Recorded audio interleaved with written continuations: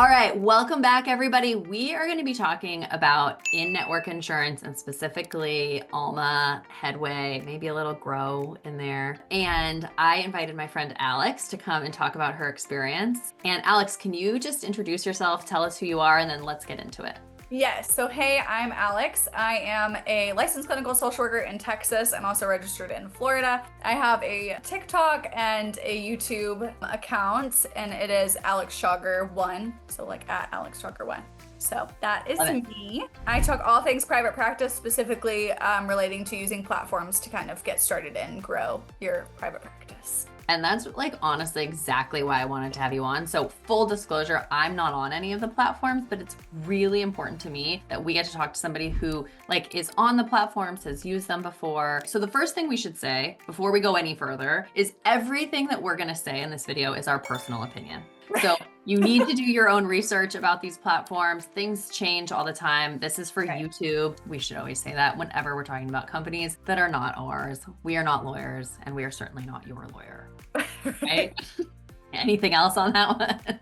No, I think you covered it. Okay, good. Okay, so Alex, can you maybe just give us the broad overview of what some of these in-network insurance platforms are? So for people who are watching this video who are like, you know what, I have no idea what you guys are even talking about. Can you give the broad how it works? So a lot of the platforms, they all have the same kind of idea. They just do it a little bit differently, which is why you'll find some of us are on a couple of them, right? Because they all have their strengths and weaknesses, pros and cons, right? So the idea behind them is, hey, you could go get independently credentialed, which is me, my company, going to an insurance company and saying, hey, I want to sign up with you directly. We negotiate a contract, and then I would have to submit claims to them. Again, a lot of pros and cons to that. And so these platforms popped up which said, hey, we'll take care of all the credentialing for you, which costs money. We'll take care of all of that. And then we'll handle submitting the claims for you, basically acting as a biller, right? So they do your credentialing and billing, and they will negotiate rates. A lot of the platforms are also able to negotiate a little bit higher rates than independent contracts. I'll tell you without giving specifics. On the platforms, one of the insurance companies, I make $40 more than I make with my independent contract. So it is that big of a difference per session, right? Just being on the platform, because the platform's able to go to one of these insurance companies and say, hey, I have this many thousands of therapists. Can we negotiate a rate versus like just little old me? And then they'll take care of handling all of the claims, submissions, all of that stuff. And then the other perk is they front you the money, right? So insurance takes however long they're going to take to pay out. And the platforms are able to say, hey, we're going to pay you on a weekly or a bi-weekly basis, so you're not waiting to get a paper check in the mail. So that's got it. Okay. And so what I'm going to do is I'm going to ask you all of my, like, I don't personally use any of these platforms. And so I'm going to ask you the questions that like, I don't necessarily know the answer to. Ask away. And the ones that I feel like, I think a lot of the people who watch our channels would probably have. So I think the first one that always comes to mind is like clawbacks. Have you had any experience? Like, how does this work when you work with one of these platforms? Have you had clawbacks? So I think that was a lot of the big concern for many therapists, right? At least when it comes to taking insurance in general. I know before I signed up for these, I was also nervous about that. I mean, I'm not a big practice where I'm sitting on money to pay back insurance companies when they decide to do that. So actually a couple of the platforms, I've talked about this in my videos, Headway specifically, have instituted what they are calling clawback protection, which says, hey, if you use our platform and you follow our template, we will cover you if that happens. Basically, we'll deal with the insurance company and the clawback. You're not going to lose any money. That's on us. Right. So have that's you one of the had that happen in your use of them or no? Only once, and I wouldn't even call it a clawback. I had a situation, so the platforms, because they have so many people and so many claims, they don't submit them like as like in the moment, I guess I'll say it. Sometimes they're, you know, a week or two behind. And one thing that I did have happen, I wouldn't call it a clawback, but a hiccup, if you will. I had somebody who hadn't met their deductible the day they met me, but by the time the claim was submitted by the platform, they had. So they had already paid their payment, and there was that issue, right? But we were able to get it worked out, no problem. And the client was able to get reimbursed what they had paid because of the timing issue.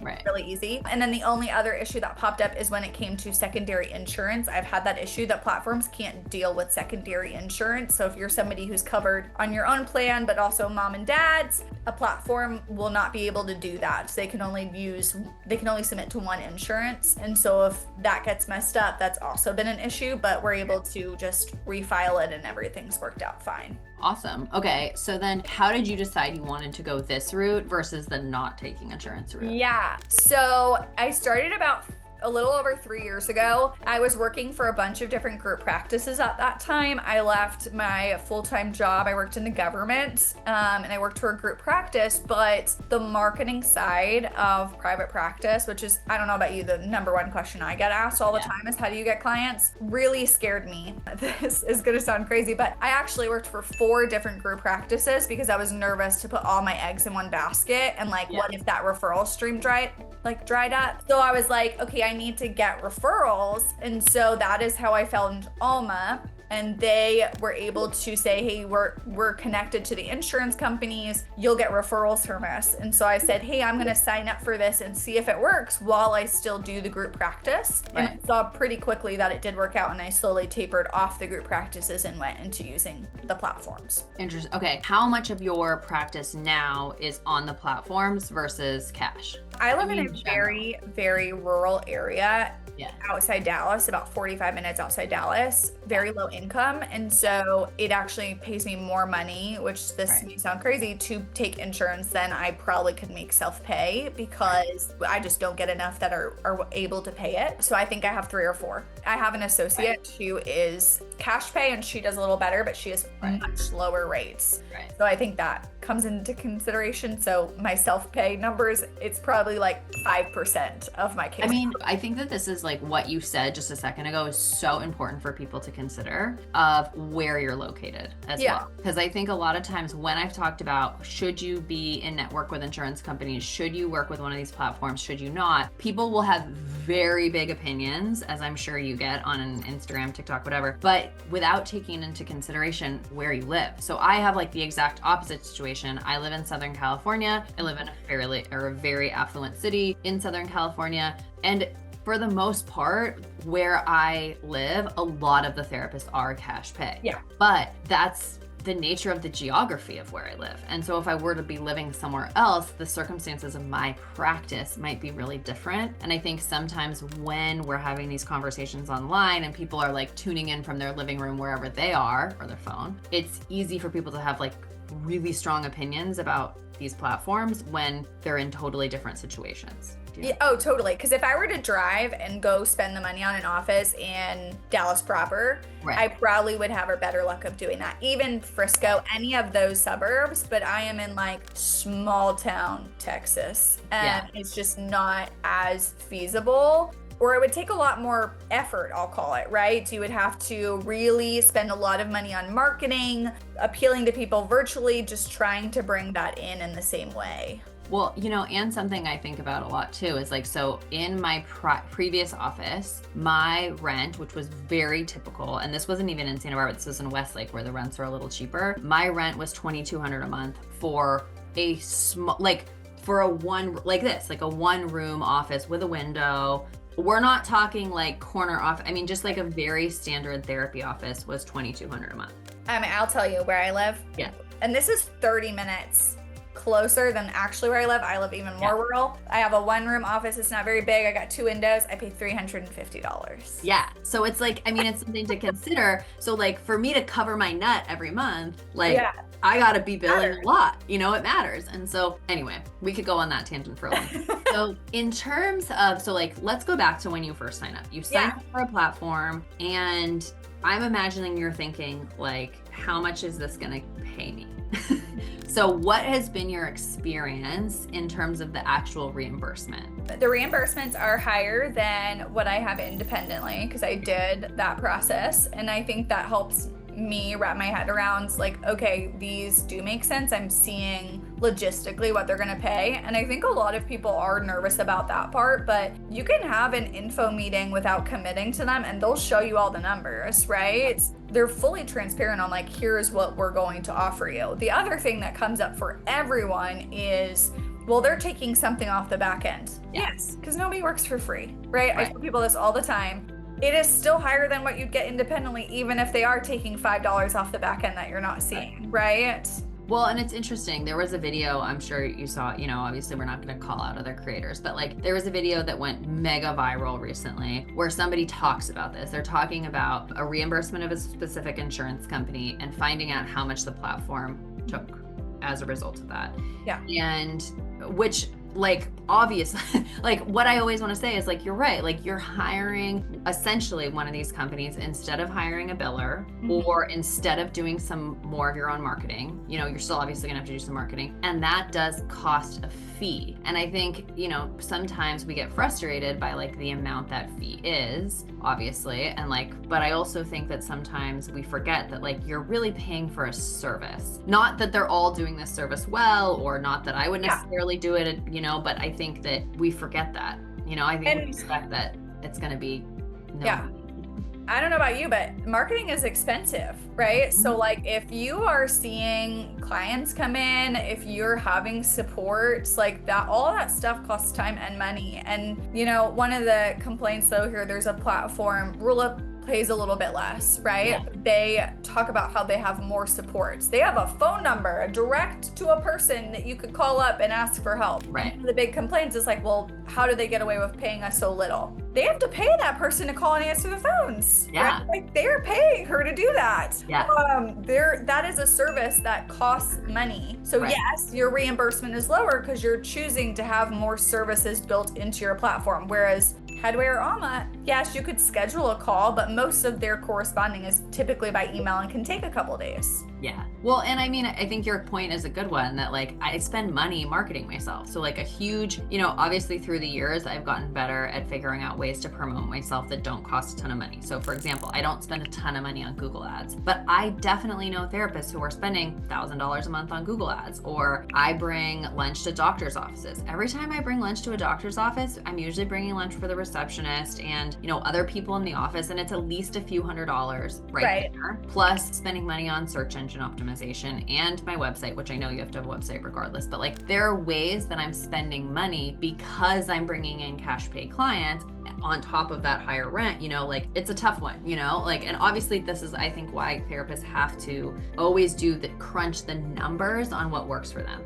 Yeah. Your numbers or my numbers are going to be so different depending on the situation, like not even just our geography, but like how much does it cost to promote yourself? Are you in a city where you need to be placing Google ads or not, or whatever it is, you know? Right. Okay. So next question. Okay. When you sign up for any one of these, I know obviously we're speaking in generalizations, do you get to pick which insurance companies you work with? Like, could you say, I don't want to work with Optum, or I don't want to work with whatever, you know? Yeah. Yes. Yeah. Okay, great. That was like one of my other questions. What do you feel like has been I'm going to ask you both. So what do you feel like has been like the best part of working with the platforms, and what do you feel like has been the most challenging part? So best part is, honestly, as somebody who was new to private practice, right? I came straight out of the government. I actually never did any form of private practice, even as like an intern grad student. I was in a school district and a prison. I don't have anything to go off of. If you asked me, you know, 7 years ago what a CPT code, I'd be like, what? Right? Yeah. No experience with that. So the platforms are also really good for people who are new to this, because I don't know about you, but the number of people who are accidentally committing insurance fraud on the internet is just really alarming, and admitting it. The platforms do give you a little bit of guidance. Yeah. And like, you have to punch in the start time and the stop time, and you can't select a CPT code that doesn't work, right? Right. Like, it does give you a little guidance to, now it doesn't rule out like you should still be educating yourself if you're going to take insurance. It is a contract. It is something to take seriously, but the platforms give some guidance with that. They also have a ton of built-in CEUs, training programs, a lot of those things. So I think that's a big perk, along with the referrals built my practice. I know they're a lot more saturated now than they were 3 years ago, but the referrals were plentiful, right? Especially when I was new and I was like, how do I market? Now I would say it's like half of my practice. I get a lot more through my website. I'm a little more established. I have an office, and I had none of that when I got started, right?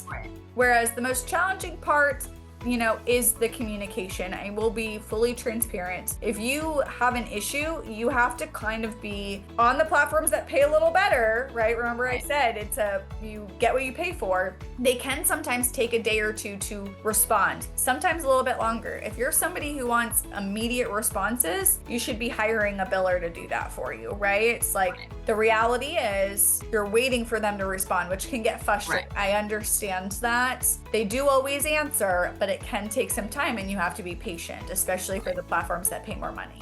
Yeah. I mean, I think, and sometimes people will say this to me too. And then I'm like, well, again, let's go back to doing our numbers. How much are you going to pay a biller? What percentage are you going to pay a biller? Flat fee, not percentage, whatever. And what are you paying the platform? And is it worth it to you to have the convenience? And that So absolutely.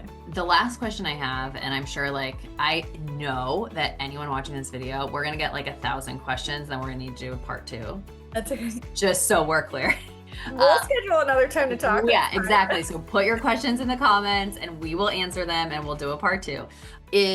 What's the reason you work with multiple platforms rather than just one? Okay, good question, because people ask me this all the time, especially how do I keep them all straight? Yeah, I was wondering that too. So Alma I chose because of the referrals. It is a membership based, but I have done the math, like Kelly has mentioned several times, you have to do the math and see what makes sense for you, right? Because the reimbursement rates also depend on what state you're in, when you signed on, right? What their contract was at that time.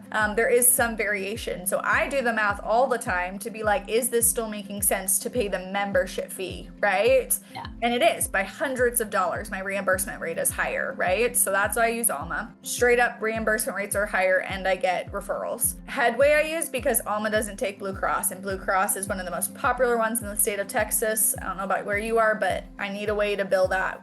Right. It's popular here too in California. Headway also is really getting competitive these days with their EHR. They have got AI now helping write your notes. They have clawback protection, which a lot of therapists, I'll include myself in this, are very anxious individuals. We're nervous about that. Double arms up, trip, my toes are up, everything's up. Yeah. So that is a huge incentive, but the main reason I'm with Headway is for Blue Cross. And then Rula I signed up with kind of just accidentally. Summer is slow for me, just where I live, my population, it dies down a little bit. And so I was looking probably over a year ago for another way to just increase some referrals that didn't cost me anything. And Rula has a good referral bonus. So I was like, I'll give it a shot, right? They'll pay me to try it. And I've stayed because I do get some clients from them. So that is the only one that was kind of just an extra, we'll see if this works out to get some clients. It doesn't cost. Yeah, love it. Well, if we will answer all the questions. So drop your questions below. We'll have Alex back. Alex, thank you so much for taking the time. This was actually so helpful. And remind everyone where they can find you again, and then we'll sign off.